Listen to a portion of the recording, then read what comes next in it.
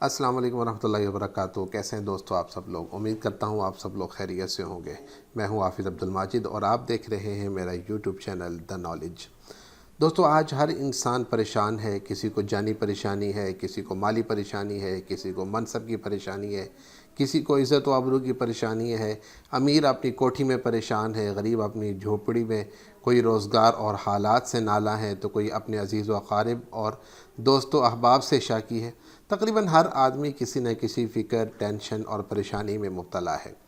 اور ہر آدمی اپنے ذہن اور اپنی سوچ کے مطابق اپنے پریشانی کی تشخیص کر کے اس کے علاج میں لگا ہوا ہے۔ کوئی یہ سمجھ رہا ہے کہ میں اقتدار، منصب اور عہدے میں لگ جاؤں گا تو مجھے سکون مل جائے گا، لیکن جب اسے مطلوبہ چیز مل جاتی ہے تو اسے پتہ چلتا ہے کہ سکون نہیں ہے۔ کوئی سمجھتا ہے کہ اگر مجھے مال و دولت مل جائے گی تو مجھے سکون مل جائے گا، لیکن جن لوگوں کے پاس مال و دولت ہے آپ ان سے مل لیجئے، آپ کو اندازہ ہو جائے گا کہ وہ بھی کتنے زیادہ پریشان ہیں۔ اور کچھ لوگ عارضی بہلاوے کے تحت منشیات کا استعمال کرتے ہیں، کوئی غلط کام کی طرف چل پڑتا ہے اور سمجھتا ہے کہ شاید میرا حل مجھے یہاں مل جائے گا، لیکن دوستو ایسا نہیں ہے۔ آج آپ کو اس بات کو سمجھنا ضروری ہے، اور میں اس ویڈیو میں انشاءاللہ آپ کو تفصیل سے بتاؤں گا کہ اسلام کے روشنی میں، قرآن کی روشنی میں، حدیث کی روشنی میں ہمیں کیا ہدایات دی گئی ہیں کہ ہمارے اوپر پریشانیاں اور مصیبتیں کیوں ہیں، یا ان پریشانیوں اور مصیبتوں کا حل کیا ہے۔ تو دوستو اس پریشانی کا اور مصیبت کا جو حل ہے وہ صرف اور صرف ایک ہی ہے کہ آپ اپنے آپ کو غلط، اپنے آپ کو گناہگار، اپنے آپ کو خطا کار، نافرمان اور قصوروار سمجھیں۔ ایک اصول ہے کہ ہر ایکشن پہ ری ایکشن ہوتا ہے۔ دنیا میں پیش آنے والے جتنے بھی حالات ہیں ان میں سب سے زیادہ اثر انداز ہونے والی چیز انسان کے اچھے یا برے اعمال ہیں، اور جن کا براہ راست تعلق اللہ تعالیٰ کی خوشنودی اور ناراضگی سے۔ ہم جب بھی کوئی واقعہ دیکھتے ہیں، ہم جب کوئی حادثہ دیکھتے ہیں تو ہم فوری طور پر اس کے طبعی اسباب، جو ہمیں ظاہری طور پر اسباب نظر آ رہے ہوتے ہیں، ہم انہیں دیکھنا، سننا اور محسوس کرنا شروع کر دیتے ہیں، اور ہمیں اس واقعے کو کسی نہ کسی وجہ کے ساتھ اٹیچ کر دیتے ہیں کہ یہ تھی وہ وجہ جس کی وجہ سے یہ حادثہ اور واقعہ پیش آیا، اور اس کے لیے ہم لوگ مختلف قسم کی بچاؤ کی تدابیر کرنا شروع کر دیتے ہیں۔ لیکن اسلام کی روشنی میں یہ بات سمجھنا ضروری ہے اور یہ اعتقاد رکھنا ضروری ہے کہ یہ جو کچھ بھی ہوتا ہے یہ اللہ تعالیٰ کے حکم سے ہوتا ہے اور اللہ کے امر سے ہوتا ہے۔ انسان کے حالات کو اللہ تعالیٰ نے انسان کے اعمال کے ساتھ جوڑا ہے، چنانچہ انسان کے نیک اعمال اور بد اعمال کی نوعیت کے اعتبار سے احوال بھی مرتب ہوتے ہیں۔ صحت، مرض، نفع، نقصان، کامیابی، ناکامی، خوشی، غمی، بارش، خشک سالی، وبائی امراض، زلزلہ، طوفان، سیلاب، یہ سارے کے سارے ہمارے نیک اور بد اعمال کا نتیجہ ہیں۔ ظاہری طور پر جو بھی اسباب آپ کے سامنے ہوں، لیکن حقیقی طور پر ہمارے نیک اور برے اعمال ہوتے ہیں جو ہمیں ان حالات تک لے کر آتے ہیں۔ دوستو غور فرمائیں کہ جب سے اللہ تعالیٰ نے اس کائنات کی تخلیق فرمائی ہے تو اچھے اور برے واقعات جتنے بھی مختلف اقوام پر آئے ہیں، مثال کے طور پر اللہ تعالیٰ نے کسی قوم کو مسخ کر دیا، کسی کو زمین میں دھنسا دیا، کوئی دریا میں غرق کر دیا گیا، کوئی طوفان کی نظر ہوا۔ ان تباہ شدہ اقوام کی جو کھنڈرات ہیں آج بھی اس حقیقت پر دلالت کرتی ہیں کہ ان سب اقوام نے اصل میں اللہ کی نافرمانی کی، جس پر اللہ تعالیٰ نے انہیں اس عذاب میں مبتلا فرمایا۔ اب قرآن کریم کی ایک آیت ہے سورۃ النحل آیت نمبر 97 میں، من عمل صالحا من ذکر او انثی وهو مؤمن فلنحیینہ حیاتا طیبہ۔ اللہ تعالیٰ نے دو چیزیں بیان فرمائی ہیں کہ ان دو چیزوں کو جو شخص اپنا لے گا، ان دو چیزوں کو فالو کرے گا، اس پر عمل کرے گا، ہم اس کی زندگی بہترین کر دیں گے۔ حیاتاً طیبہ، بہت ہی عمدہ بہترین زندگی۔ نمبر ایک، نیک کام کرے، مذکر ہو یا مؤنث، میل ہے فیمیل ہے، جو بھی۔ نمبر دو، ایمان لائے۔ ایمان اس کا پہلا درجہ ہے، جبکہ عمل صالح اس کا دوسرا حصہ ہے۔ جب تک ایمان نہیں ہوگا اس عمل صالح کا کوئی بھی اعتبار نہیں ہے۔ اسی طریقے سے قرآن کریم نے اس کے الٹ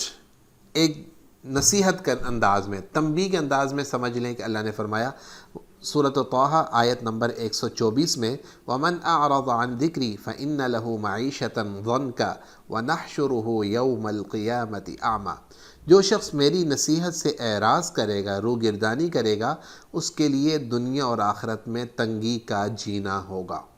گویا کہ جو شخص نیک اعمال کرے گا ایمان لانے کے بعد، اس کے لیے اللہ نے فرما دیا کہ بہترین زندگی ہے، اور دوسری طرف اللہ نے یہ فرما دیا کہ جو شخص میری نصیحت سے اور میرے حکم سے اعراض کرے گا اس کے لیے تنگی ہی تنگی ہے، اس کے لیے مسائل ہی مسائل ہیں، مصیبتیں ہی مصیبتیں۔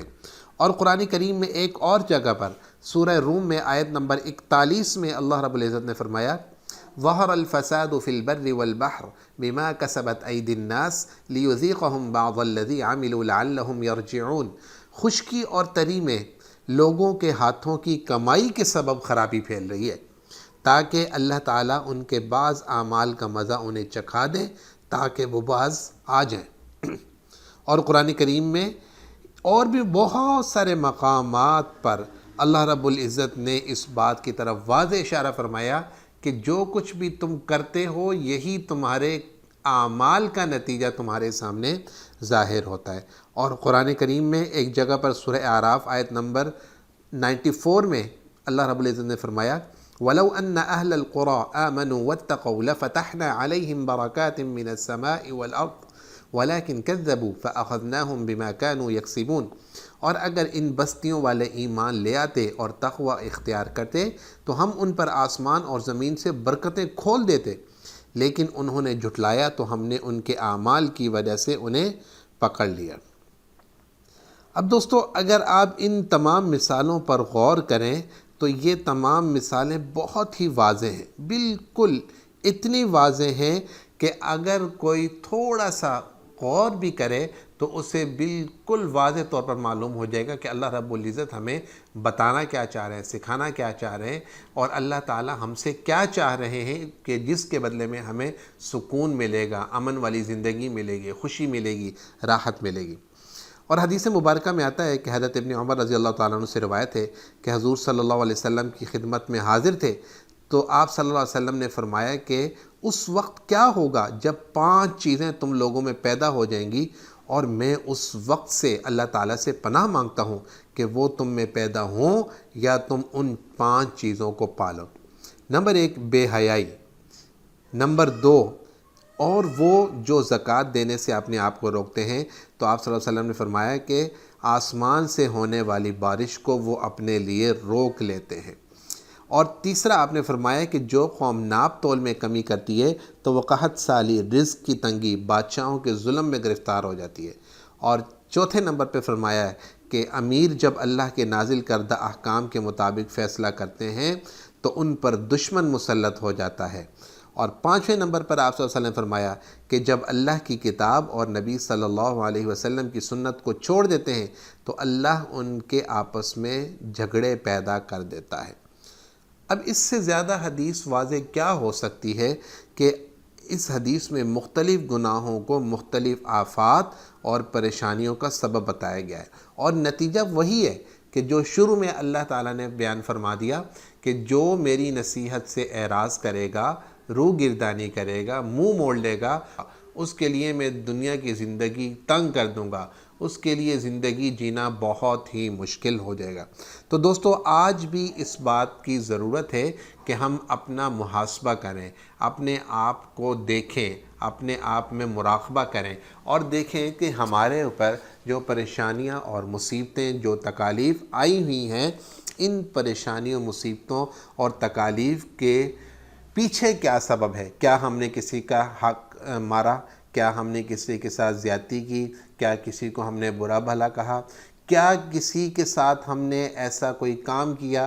جو کہ اس کا وہ مستحق نہیں تھا، یا کوئی بھی ایسا کام جس سے اللہ تعالیٰ کی نافرمانی ہوتی ہے؟ اور دوستو حدیث مبارکہ میں یہ بھی آتا ہے کہ جب اللہ تعالیٰ تمہارے اوپر مال کی فراوانی کر دے تو اس وقت اپنے اعمال میں ضرور غور و فکر کرنا کہ یہ اللہ رب العزت کہیں تمہیں آزمائش میں تو نہیں ڈال چکے کہ مال کی فراوانی میں تم اللہ کو بھول جاؤ، تاکہ تمہیں کہیں اللہ رب العزت سے توبہ اور استغفار کرنے کا موقع بھی نہ ملے۔